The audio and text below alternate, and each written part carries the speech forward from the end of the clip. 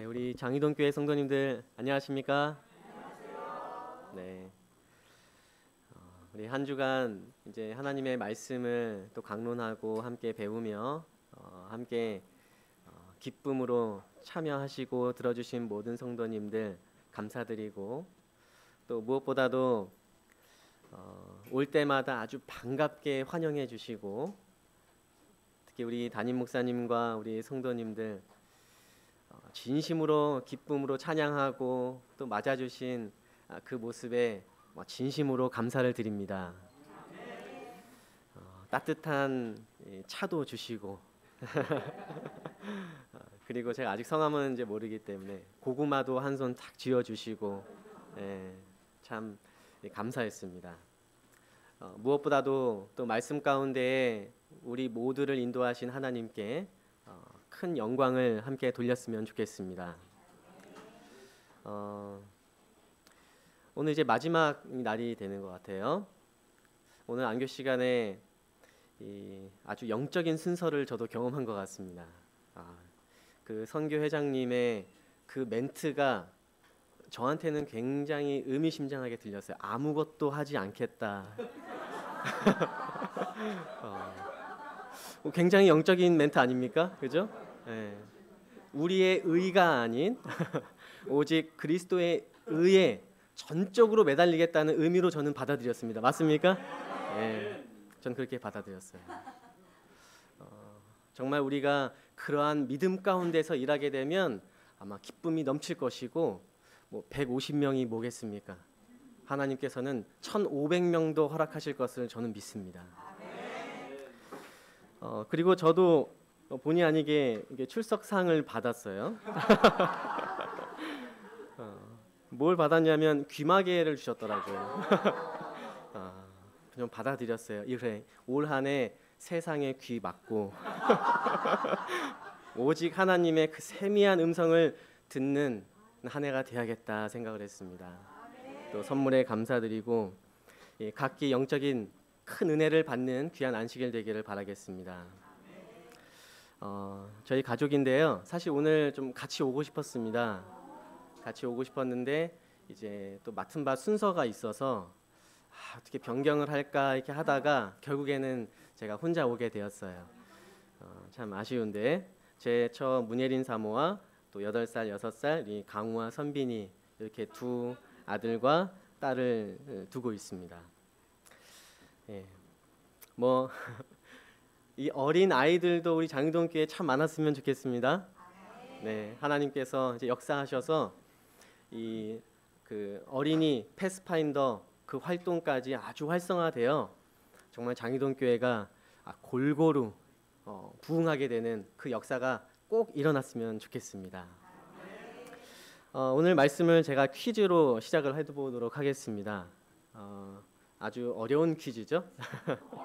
네, 자기 전에 저희 아들 강우가 저한테 항상 하는 말이 있습니다. 단 하루도 빠지지 않고 자기 전에 첫째 아들이 저에게 매일 하는 말은 무엇일까요? 손 들고 한번 해볼까요? 네, 아빠 사랑해. 그 말도 있긴 한데 그건 아니에요. 아주 현실적인 말입니다. 네, 안녕히 주무세요. 좀 독특하겠죠? 대답이? 네, 뒤쪽에. 용돈. 현실적이네요. 네, 아직은 용돈을 주고 있진 않은데, 네, 장모님. 아빠 내일 봐. 좀 비슷하긴 한데 의미는 좀 다른 것 같습니다. 네. 아빠 기도하셨어요? 그렇죠. 그럴 수도 있겠습니다만 좀 어려운 질문이겠는데요. 힌트를 드리자면 이제 아이들은 좀 일찍 자잖아요. 그래서 항상 이제 재웠었는데 이제는 혼자 자는 습관을 좀 들이고 있는 거거든요. 그래서 아이들이 이제 먼저 자고 저는 설교 준비나 기타 일을 좀 늦게 하는 상황인 겁니다.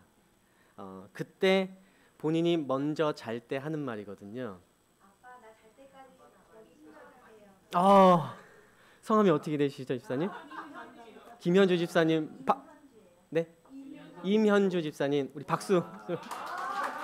네. 제가 이제 설교다 보니까 선물은 준비하지 못했지만 또 하나님의 큰 축복이 선물로 있게 되기를 간절히 바랍니다. 네. 답은 이거예요. 아빠, 내 옆에 누워야 돼 이거예요. 네. 내 앞에 누워야 돼. 이 말을 항상 해요. 저희 이제 사택 구조가 조그만 다락방이 있어요. 그래서 제가 거기를 이제 서재로 삼고 있는데 이제 뭐 제가 거짓말이 아니라는 거를 좀 알려드려야겠죠. 내 앞에 누워야 이게 항상 아빠, 내 앞에 누워야 요 말을 이제 계속 반복합니다. 제가 이거 반복 재생을 해놔서 네. 자, 제가 이제 요 이야기를 이제 퀴즈로 낸 이유는 무엇이냐면 우리가 이제 화요일과 금요일을 통해서 배운 내용의 어쩌면 요약본일 수도 있어요. 뭐냐면 바로 요한복음 15장 5절에 있는 말씀이죠. 예수님이 말씀하시는 겁니다. 포도나무 비유를 들어서 나를 떠나서는 너희가 아무것도 할 수 없다는 거예요. 그죠? 어린 자녀가 부모 없이 혼자 살아갈 수 있겠습니까? 살아갈 수 없어요. 자는 것조차도 혼자 할 수 없는 것입니다. 마찬가지로 우리의 심장을 뛰게 하시고 우리의 혈압을 돌게 하시고 때로는 우리가 다쳤을 때 회복시키는 무엇보다도 우리의 심령 속에 역사하셔서 우리를 구원케 하시는 하나님의 역사가 우리에게 단 한순간도 사라지게 된다면 우리는 살아갈 수가 없는 것입니다. 우리 성도님들, 오직 우리의 참 하나님 되신 그분을 온전히 믿음으로 구원케 되기를 간절히 소망합니다. 오늘은 심판에 대하여 말씀을 좀 전하도록 하겠습니다. 심판에는 세 가지의 국면이 있습니다. 우리가 심판하면 불구덩이 속에 들어가고 영원히 불타는 그런 것을 떠올리는 이 개신교의 이 심판의 개념을 가지신 분이 아마 없으리라 믿는데, 우리 재림교회는 이 재림 전 조사 심판, 그리고 재림 후에 있게 될 천년기 심판, 그리고 그 천년기가 마친 후 집행 심판, 이렇게 세 가지의 국면으로 나뉘어져 있습니다. 그런데 성도님들은 심판하면 어떻게 두렵습니까? 아니면 복음으로 다가오십니까? 어떠세요? 둘 다. 네, 맞습니다. 이 심판에는 공의로운 측면이 분명히 있고, 그리고 동시에 오늘 제가 조금 더 강조하고 싶은 부분은 이 심판, 특히 이제 재림전 조사 심판에 대해서 이야기를 할 텐데, 이것은 우리에게 얼마나 큰 은혜이며 복음인지에 대해서 좀 실질적으로 얘기를 해보도록 노력할 겁니다. 요 그림을 우리가 한 번쯤은 다 보셨을 거예요. 교재나 또 서적을 통해서 보셨을 텐데, 요 그림에 보면 인류의 역사가 어떻게 진행되고 있는지 선과 악의 쟁투적인 관점에서, 특히 역사를 주관하시는 하나님의 입장에서 기록된 이 그림입니다.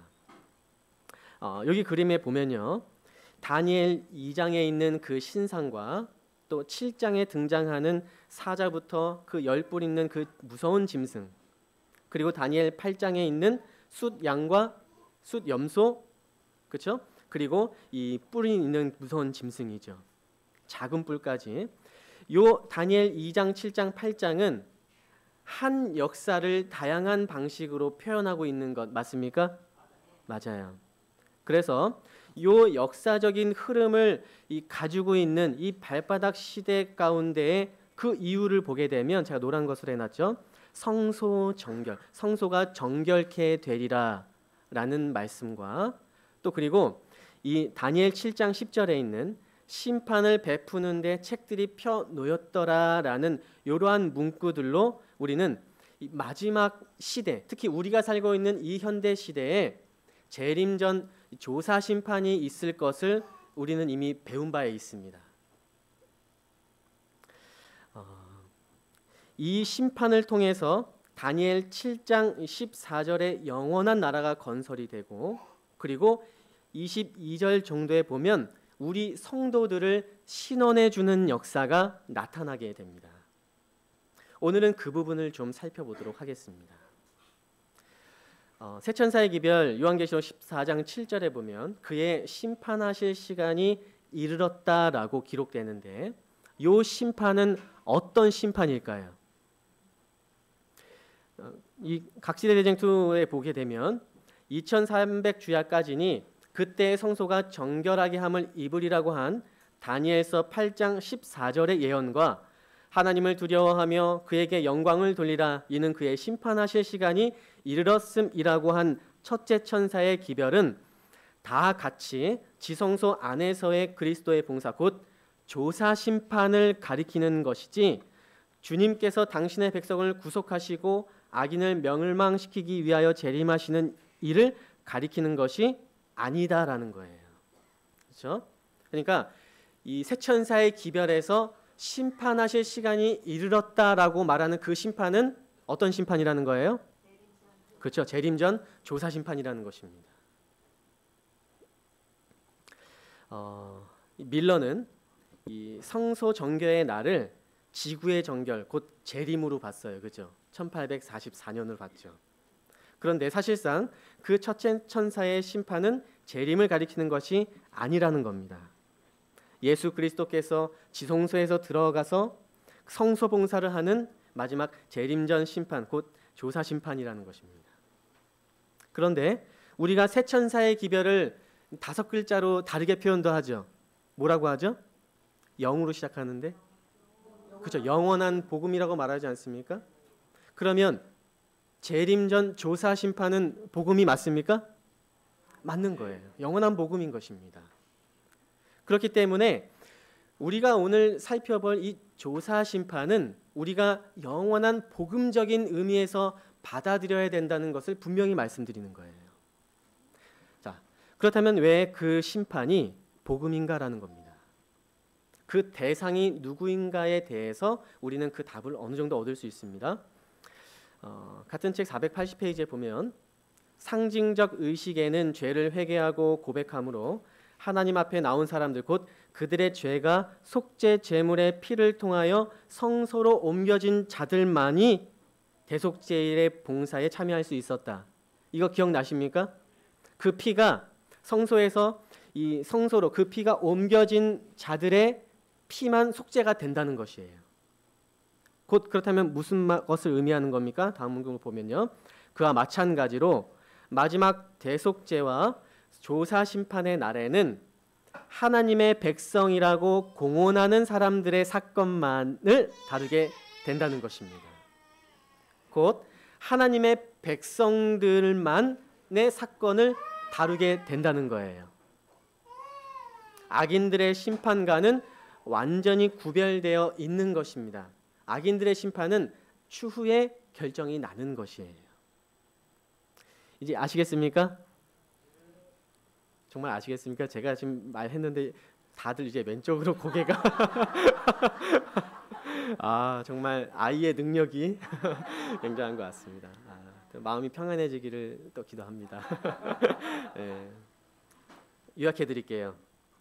이 조사 심판은 예수 그리스도의 피를 통해서 용서받은 자를 온 우주 안에서 어떻게 하는 거예요?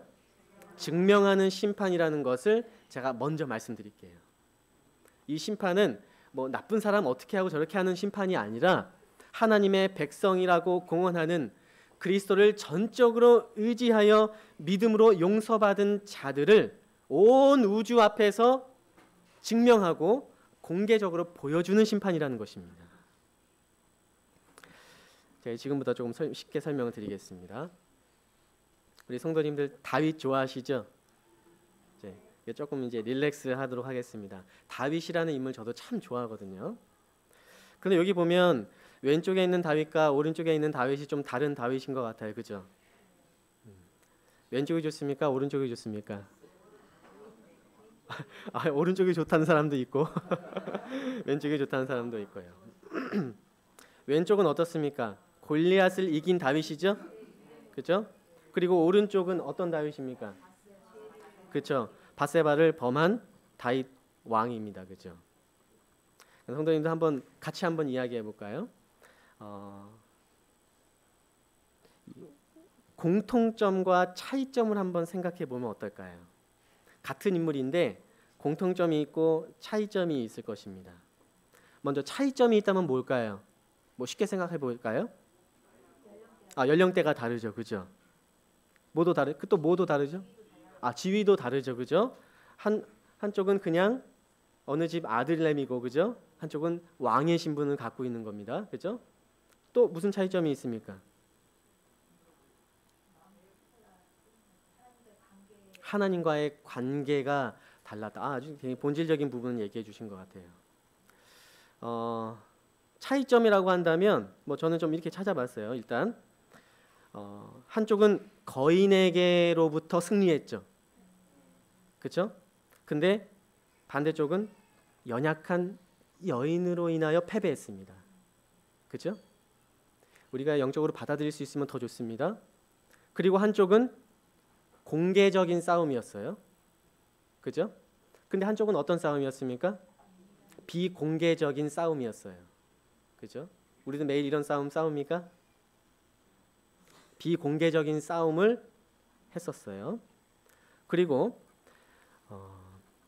이 다윗이 골리앗을 이긴 그 싸움은 아주 크고 중요한 싸움이었습니다. 그죠? 모두가 생각할 때 다윗이 골리앗과의 싸움은 아주 중요한 싸움이죠. 근데 이 다윗이 밧세바를 범했을 그 싸움은 어떻게 보면 왕에게 있어서 사소한 일 아니겠어요? 사소하게 보여질 수도 있는 사건이었습니다. 가진 것은 누가 더 많습니까? 왼쪽이 많습니까? 오른쪽이 많습니까? 오른쪽이 훨씬 많겠죠, 그렇죠? 가진 것이 없을 때는 이겼어요, 졌어요? 이겼어요. 가진 것이 없을 때는 이겼어요. 근데 가진 것이 많아지니까 어땠습니까? 졌어요. 우리가 많은 걸 배울 수 있겠습니까? 우리는 거인에게 승리한 것보다 연약한 여인에게 패배하지 않는 것이 더 중요합니다. 그리고 공개적인 싸움에서 승리하는 것도 멋있겠지만 보이지 않는 그 영적인 싸움에서 승리하는 것은 하나님께서 더 기뻐하시는 것이에요. 크고 중요해 보이는 것에 이기는 것도 중요하지만 작고 사소한 것에서 이기는 것도 중요한 것이고, 가진 것이 많을 때만이 아니라 내가 가진 것 하나 없을 때에도 주를 섬기는 것이 중요하다는 사실입니다. 공통점은 무엇일까요? 공통점은 둘 다 전쟁 중이라는 거예요. 둘 다 전쟁 중. 우리 성도님들, 우리가 다시 한번 우리가 어떠한 영적인 시대에 살아가고 있는지를 마음속으로 되새기기를 간절히 바랍니다. 지금은 영적인 전쟁 중이에요. 그렇죠? 이 전쟁에서 어떻게 승리할 것인가? 누구만 승리하냐면 하나님께 완전히 붙어 있는 사람만 승리하는 겁니다. 내가 아버지를 떠나서 아무것도 할 수 없다. 결코 우리의 작고 사소한 문제들도 하나님께 붙어 있지 않으면 결코 이길 수 없습니다. 다윗이 어땠어요? 지도자님 말씀하신 것처럼 하나님과의 관계가 완전히 차이가 나죠. 그가 하나님과의 관계가 멀어져서 나태하고 또 근면하게 백성들을 살피지 못했을 때 그는 어땠습니까? 죄를 짓게 됐어요. 그렇죠? 그는 아주 영적인 지도자였어요. 그리고 나라의 왕으로서 영적인 이 지도자의 역할을 했어야 됐는데 그는 나태했고 근무태만에 죄를 지었어요. 그리고 권력을 남용했죠. 자기 부하의 부인을 성폭행하고 또 그 사실을 은폐하고 왜곡하였습니다. 그리고 죄는 죄를 불러 일으키는 것처럼 권력을 이용하여 그 부하를 어떻게 했어요? 죽이고 입막음하려고 했었어요. 죄라는 것이 참 무서운 것입니다. 그런데 이 다윗이 이러한 죄를 짓고 누가 찾아왔습니까? 그죠? 나단 선지자가 찾아왔어요. 나단 선지자가 찾아와서 뭐라 그랬습니까? 그렇죠? 비유를 들면서 그 다윗 왕의 죄를 지적을 했어요. 그렇죠? 그러면 다윗이 어떻게 해야 됩니까? 자기의 죄를 아무도 모르게 하려고 했는데 나단이 알고 있는 겁니다. 그러면 어떻게 해야 돼요? 누구만 죽이면 돼요?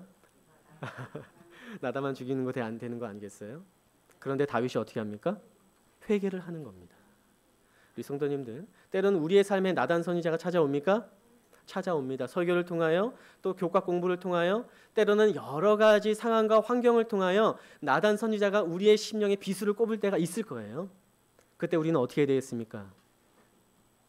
그 하나님의 음성에 반응하여 다윗과 같이 참된 회개에 이를 수 있게 되기를 간절히 소망합니다. 다윗의 이 노년의 삶은 어땠을까요? 그렇게 행복하지는 못했을 것 같아요. 그렇죠? 떳떳하지 못하고 자식 교육이 잘 됐을까요? 다윗은 자식에게 대하여 관대할 수밖에 없었습니다. 왜냐? 본인이 지은 죄 때문에. 다윗은 그 노년에 가장 바라는 것이 무엇이었을까요? 특히 죄인이 바라는 것은 무엇이겠습니까? 우리 성도님들 죄 다 지어보셨잖아요. 그렇죠? 우리 다 죄인 아닙니까? 죄인의 소원은 무엇일까요?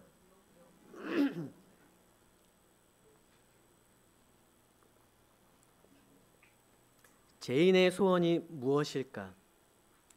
죄인의 소원은 일단 용서를 받는 거겠죠. 그런데 우리가 죄를 지어봐서 알잖아요. 내가 어떠한 죄를 지었습니다. 근데 그 죄를 누군가가 용서를 해줬어요. 그걸로 끝납니까? 우리의 마음은 어때요? 용서를 받았으나 혹은 용서를 했으나 그 마음에 뭐가 남아요? 그래요. 그 흔적이 남는 겁니다.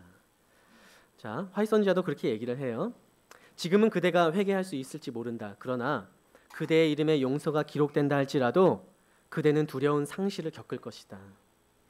그대가 그대의 영혼에 낸 상처는 어떻게 된다고요? 남게 된다는 겁니다.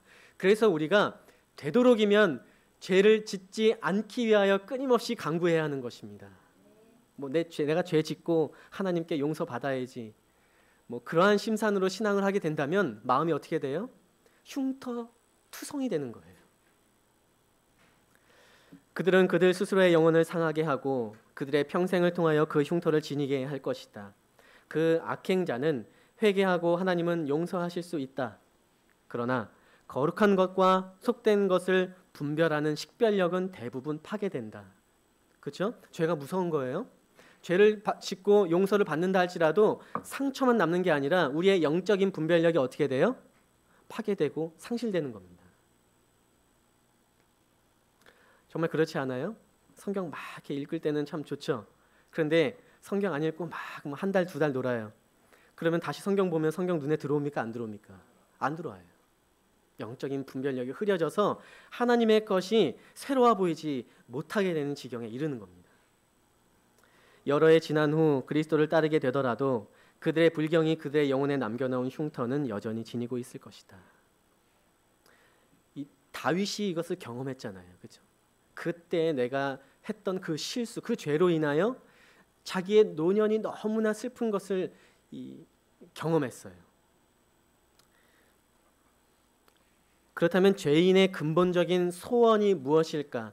죄인에게 정말로 필요한 것이 무엇일까냐고 대답하게 된다면 바로 죄 없던 상태로 회복되는 것입니다. 죄가 없는 상태로 되는 거예요. 죄인의 소원은 단순하게 내가 용서받고 어떠한 대가를 받지 않는 그 정도가 아니라 내가 원래 죄를 짓지 않았던 그 상태로 돌아가는 것이 죄인의 진짜 소원이 되는 것입니다. 이 일을 누구만 하실 수 있으십니까? 우리 하나님만이 하실 수 있는 거예요. 약촌 오거리 이 살인 사건의 진범이 18년 만에 잡혔다는 기사가 있었습니다. 이것을 영화 재심이라는 이 영화로서 나오게 되었는데 크게 화제가 된 실제 있었던 사건이에요. 내용은 어떤 내용이냐면 징역 한 10년 정도의 형을 한 소년이 받게 됩니다.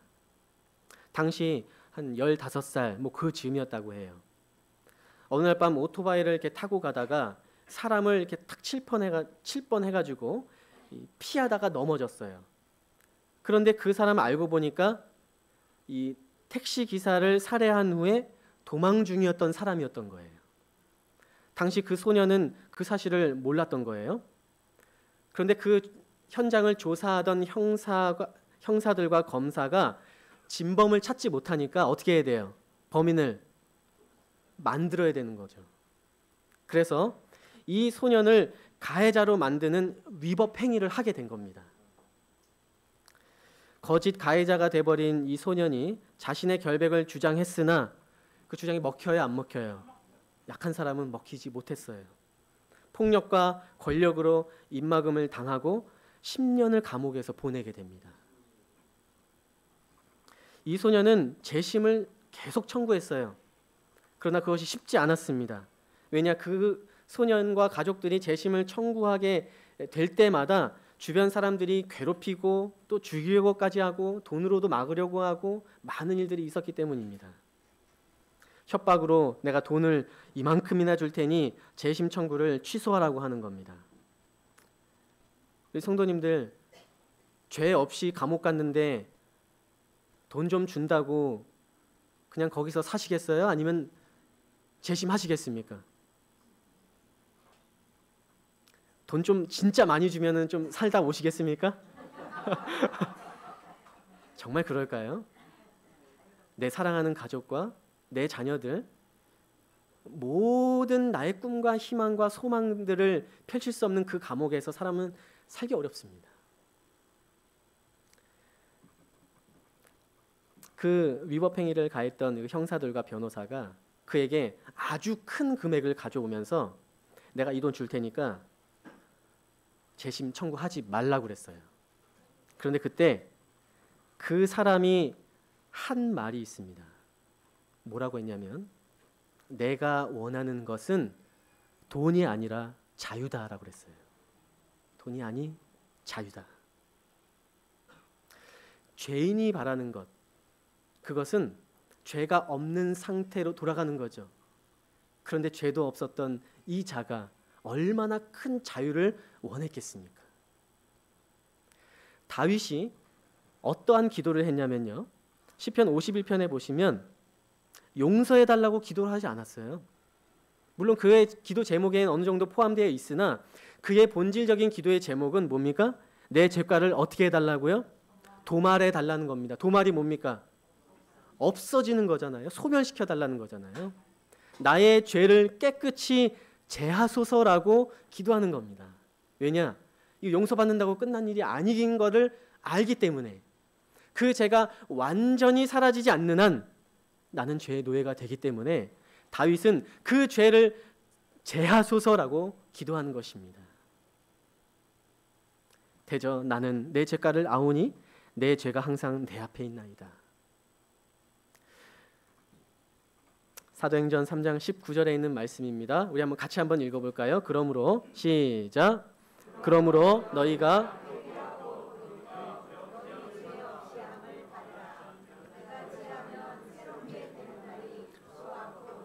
이를 것이요. 아멘. 베드로도 이렇게 얘기합니다. 너희 죄 없이 함을 받으라는 거예요. 그죠?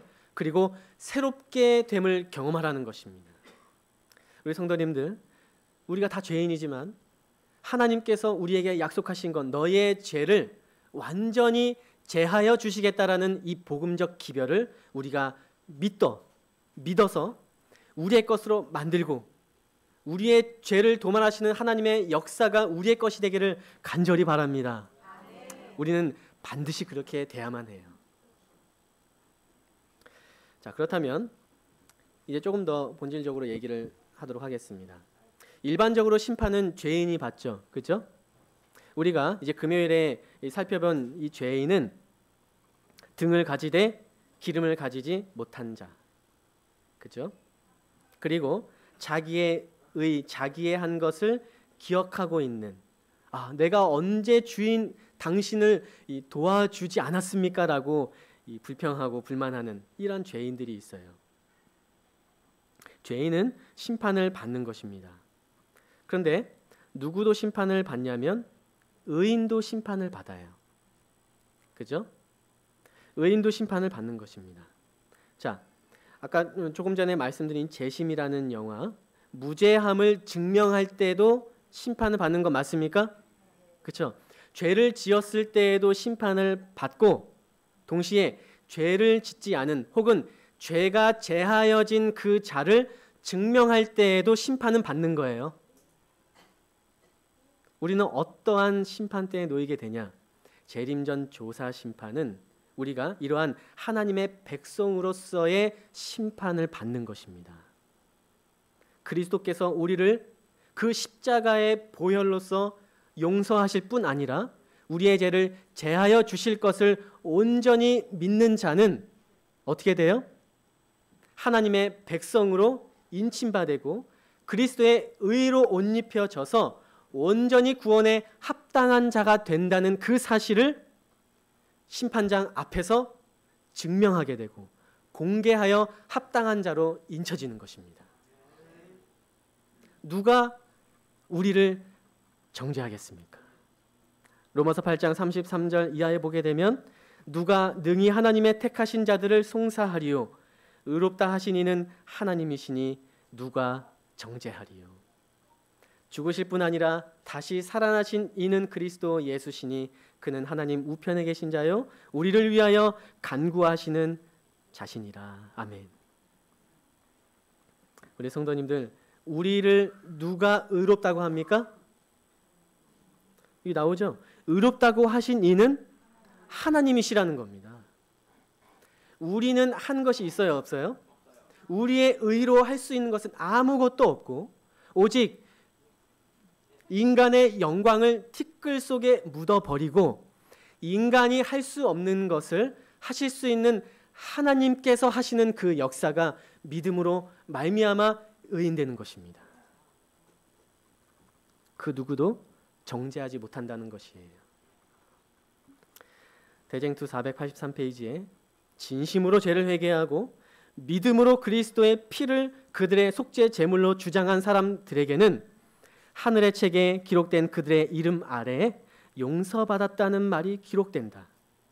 그들이 그리스도의 의에 참여한 자가 되고 그들의 품성이 하나님의 율법과 조화된다는 것이 나타날 때 그들의 죄는 도말되고 그들 자신이 영원한 생명을 받기에 합당한 사람들이 될 것이다. 아멘입니까? 아멘.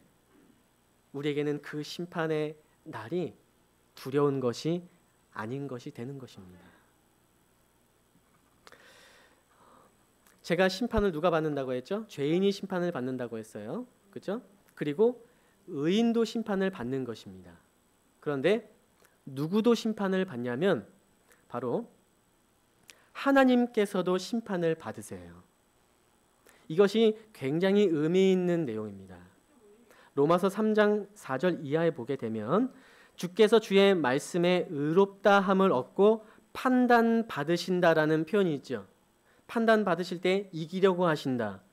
이 판단이라는 단어는 심판과 동일한 단어입니다. 그러니까 주께서 의롭다함을 얻기 위해서 심판을 받는다 안 받는다? 받는다는 것입니다.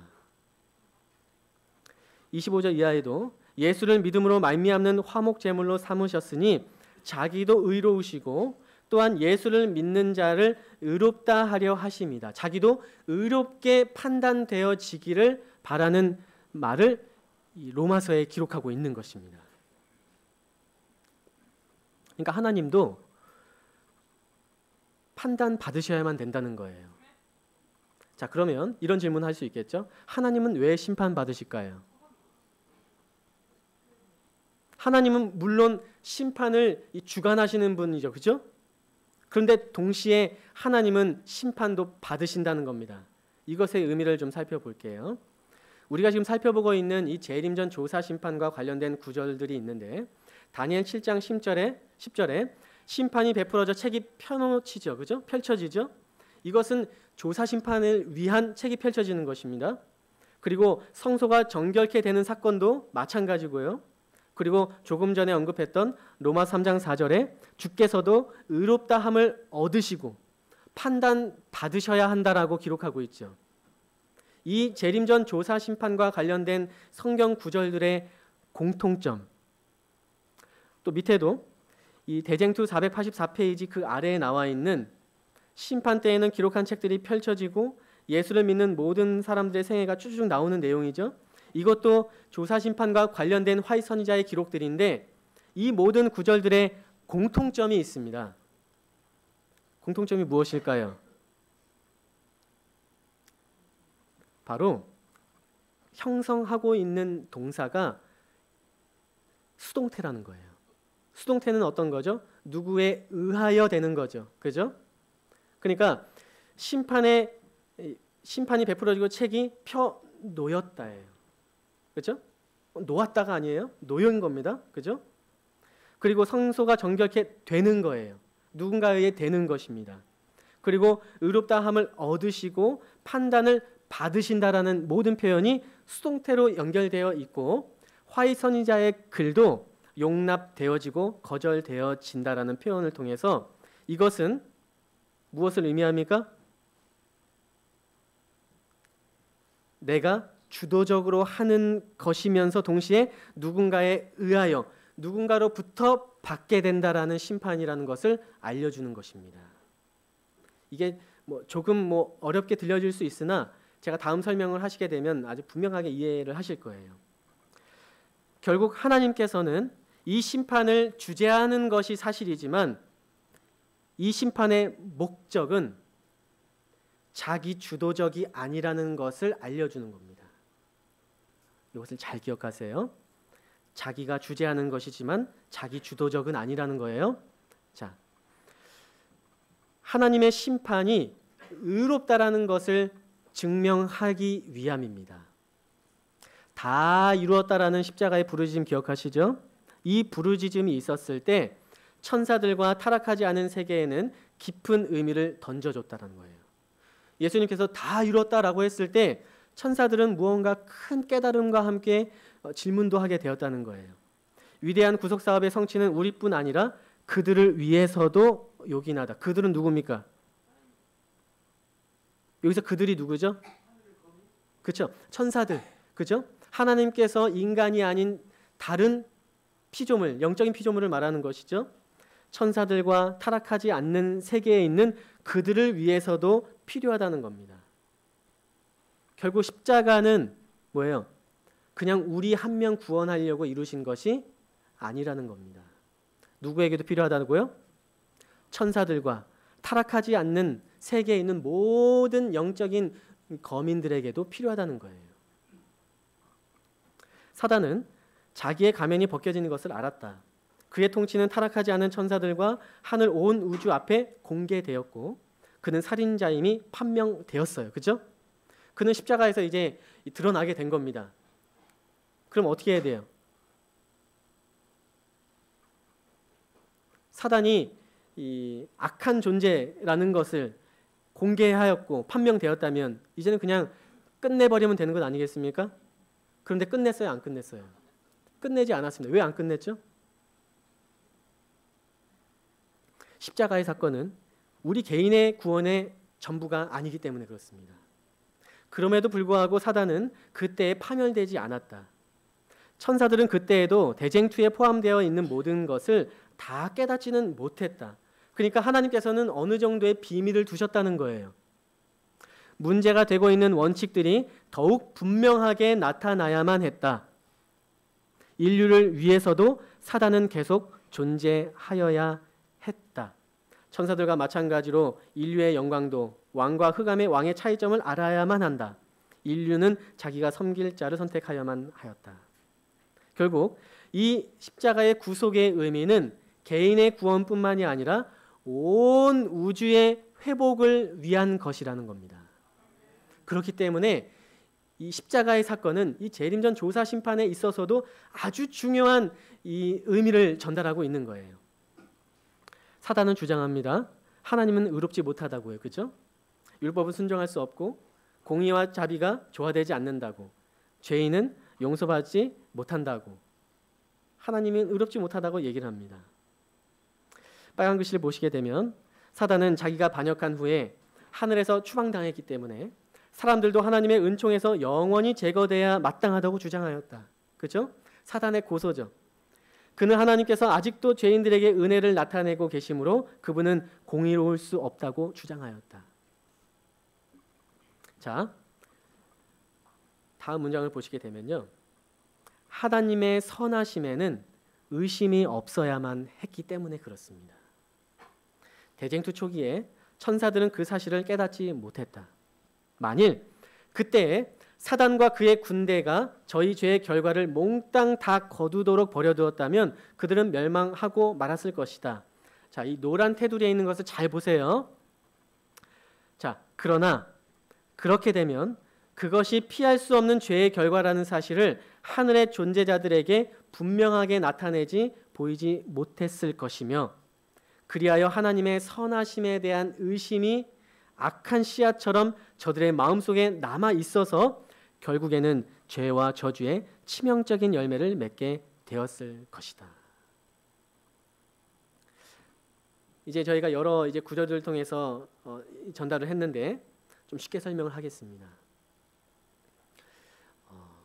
우리가 구원을 받는다면 우린 너무 좋죠, 그렇죠?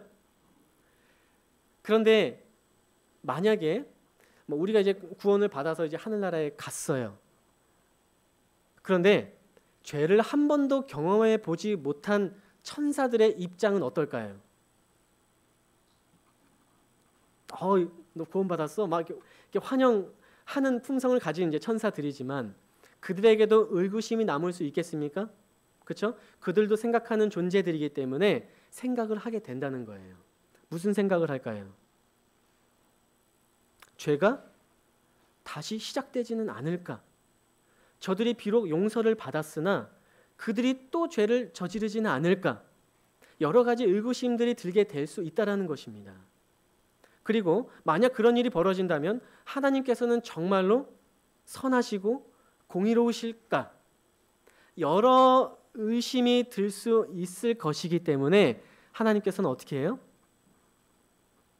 마지막 때 하나님의 백성을 두고 그 조사 심판을 통하여 온 우주 앞에 그들이 비록 죄인이었으나 전적으로 그리스도께 의지하여 용서받았고 구원받는 자로 합당하다는 것을 어떻게 하는 거예요? 온 우주 앞에 공개하여 증명해 주는 것입니다.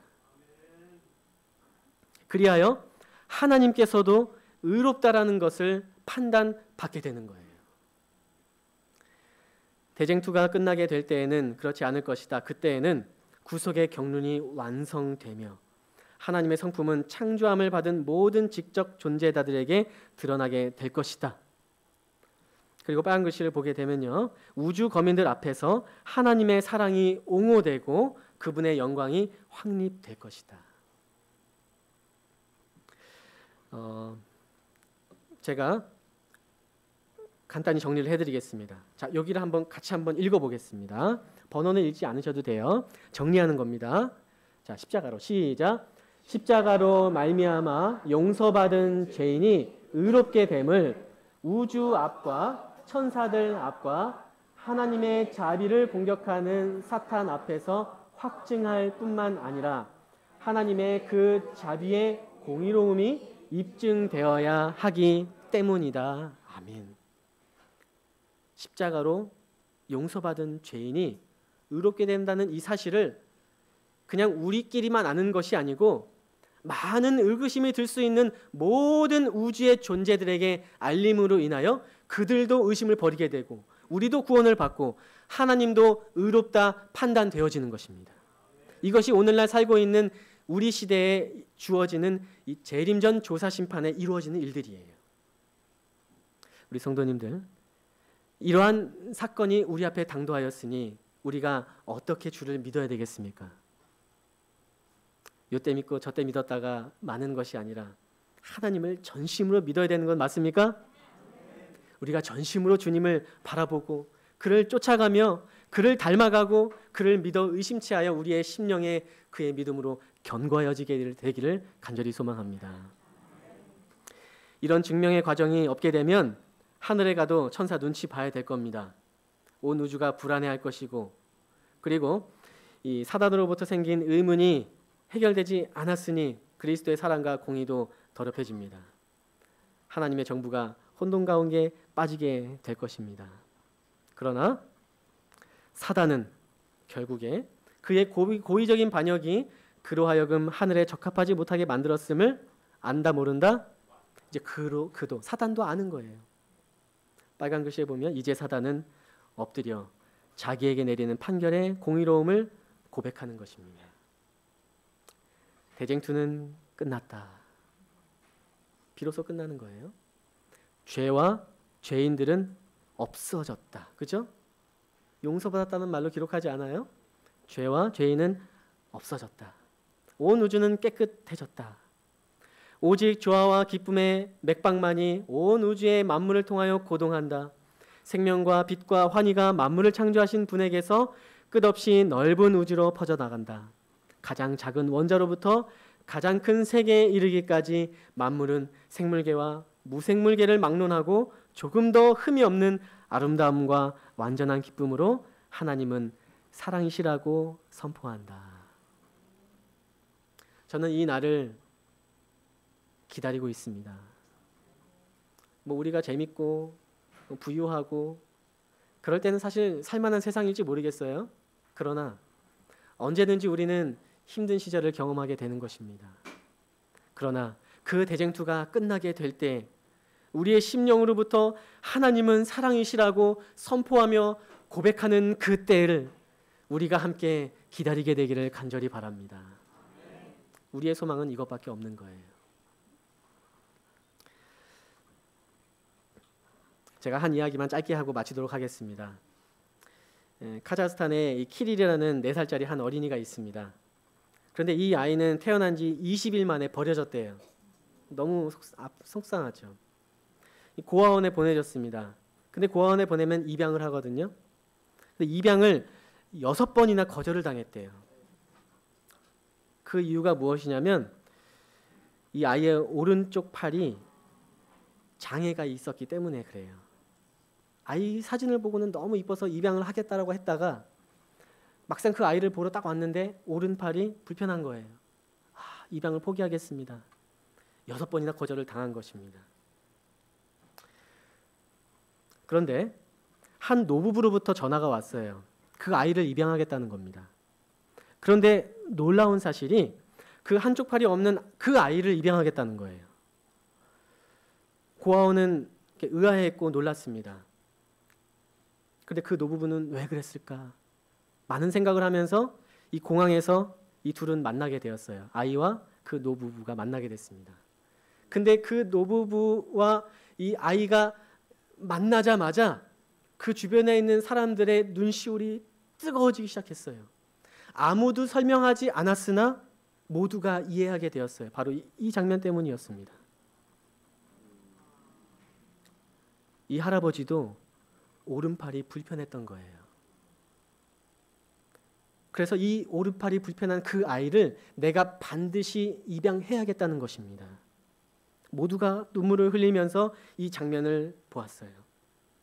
이 할아버지는 너의 슬픔과 고통을 다 경험했다는 눈빛으로 그 아이를 꽉 안아주었고 눈물을 흘리며 아직은 어려서 설명하지 못한 그 아이는 그 감정이 북받쳐서 같이 눈물을 흘리게 되는 것입니다.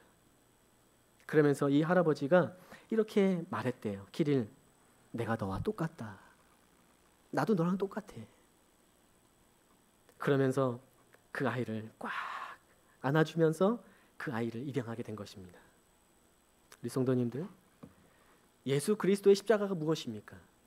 우리가 죄인인데 그는 죄 없으신 만왕의 왕이신데 우리를 위하여 그가 근본 하나님이시나 우리와 함께 하신 분 아니겠습니까? 그 십자가로 인하여 우리가 구원받는 것이고 그 십자가의 보혈로서 우리가 다시 한번 하나님을 바라볼 수 있는 것 아니겠습니까? 그렇다면 우리에게 자랑할 것이 무엇이겠습니까? 갈라디아서 6장 14절에 내게는 우리 주 예수 그리스도의 십자가 외에는 결코 자랑할 것이 없다고 고백하는 것입니다. 그리스도의 십자가만이, 그리스도의 의로만이 우리가 구원받을 수 있기 때문에 우리는 그분을 끊임없이 찾아가는 것입니다. 사단은 말할 것입니다. 그대는 자기 자신을 개선하여 하나님께 나아가도 될 만큼 충분히 선한 사람이 될 때까지 그리스도께 나아갈 수 없다고 속삭이는 마귀의 말을 듣지 말라. 만일 그대가 그때까지 기다린다면 그대는 결코 그리스도께 나갈 수 없을 것이다. 무엇을 해서, 내가 조금만 뭐 해서 하나님께 나아가겠다고 말하는 것이 아니라는 겁니다. 어떻게 나아가는 거예요? 그리스도께 전적으로 맡기며 일어나서 그대의 하늘 아버지께로 돌아가라는 것입니다. 기도가 아무리 더듬거릴지라도, 눈물을 아무리 은밀하게 흘릴지라도 그분은 아시는 겁니다. 기도가 입술에 떨어지기도 전에 우리의 심령 가운데 있는 마음의 소원을 들어주시는 분이 우리 아버지 하나님이십니다. 그대의 천부께서는 죄로 더럽혀진 옷을 그대에게서 벗기실 것이다. 하나님께서 사랑하시는 우리 장동교회 성도님들, 사경의 마지막 날 심판에 대해서 강론하였습니다. 다시 한번 하나님의 의로운 심판을 의심치 않게 되기를 간절히 바랍니다. 그리고 포도나무의 가지가 붙어있는 것처럼 완전히 붙어있는 우리 장동교회 성도님들 되시길 간절히 바랍니다. 그렇다면 하나님께서 우리 장동교회의 소원을 분명히 들어주실 것입니다. 더 큰 열매로 이루어주실 것이고 역사하여 주실 것을 저는 확신합니다. 하나님께서 장동교회에 특히 올 한 해 더 큰 축복으로 역사하게 되기를 간절히 바라면서 말씀을 마치겠습니다. 네, 다 같이 일어서셔서 마치는 찬미 162장